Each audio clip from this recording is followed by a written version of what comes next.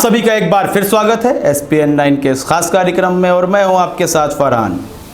अभी आप देख रहे हैं लगातार किस तरह प्रवासी मजदूरों का आना जाना लगा हुआ है। रजिस्ट्रेशन हो भी रहे हैं, ट्रेनें चल भी रही हैं तो 3-3 दिन लेट पहुंच रही हैं।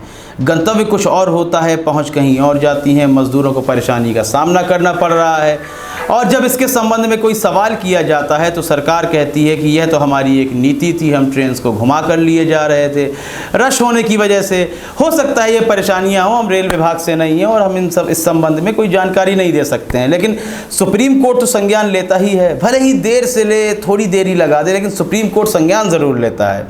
तो इस वक्त भी सुप्रीम कोर्ट ने संज्ञान लिया है और कहा है कि जो राज्य सरकारें हैं और केंद्र सरकारें हैं उनके प्रयासों में कमी है। जिस तरह से हमने अखबारों में, न्यूज़ चैनल्स में प्रवासी मजदूरों की परेशानियों को लेकर रिपोर्ट्स देखी हैं तो उन रिपोर्ट्सों के चलते बिल्कुल यह साफ हो जाता है कि राज्य सरकारों ने एवं केंद्र सरकारों ने बिल्कुल कोताही बरती है, जिसके लिए उन्हें नोटिस दिया गया है।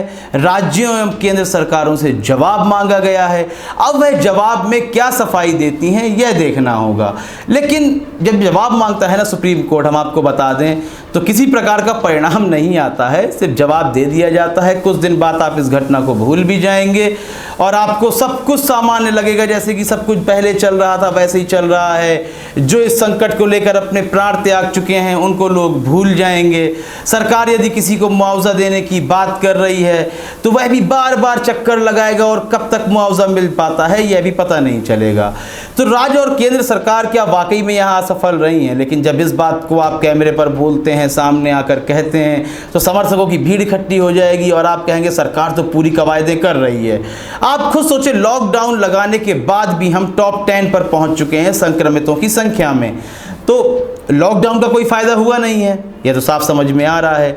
लॉकडाउन लगाकर जिस प्रकार की प्रक्रियाएं पूरी की जानी चाहिए थी, टेस्टिंग की जो मात्रा थी उसको बढ़ाया जाना चाहिए था, कोई भी परिणाम सामने नहीं आया है। बल्कि हमें यह देखने को मिल रहा है कि अब भी मजदूर पैदल जा रहे हैं, देरी से अपने घरों को पहुंच रहे हैं। एक दिन का सफ़र 3-3, 4-4 दिन में पूरा हो पा रहा है, वह भी रेलगाड़ियों के द्वारा।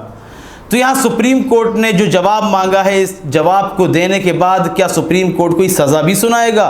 क्योंकि हम फैसला और सज़ा पर विश्वास रखते हैं। यदि कोई फैसला आता है सरकारों के खिलाफ, राज्यों की, कोई भी राज्य हो, ममता बनर्जी हो, येदियुरप्पा हो, नीतीश कुमार हो या फिर अमरिंदर सिंह हो, अशोक गहलोत हो, कोई भी राज्य हो, भाजपा शासित हो या गैर भाजपा शासित राज्य हो, पूरी कार्रवाई होनी चाहिए। प्रवासी मजदूरों के साथ किस प्रकार का दुर्व्यवहार हुआ है उसको संज्ञान में लेते हुए एक ठोस सजा सुनाई जानी चाहिए। आपको क्या लगता है? सलाह अवश्य दें कमेंट सेक्शन में। कार्यक्रम को लाइक करें, ज़्यादा से ज़्यादा शेयर करें और चैनल को सब्सक्राइब अवश्य कर दें। तब तक के लिए इजाज़त दीजिए, धन्यवाद।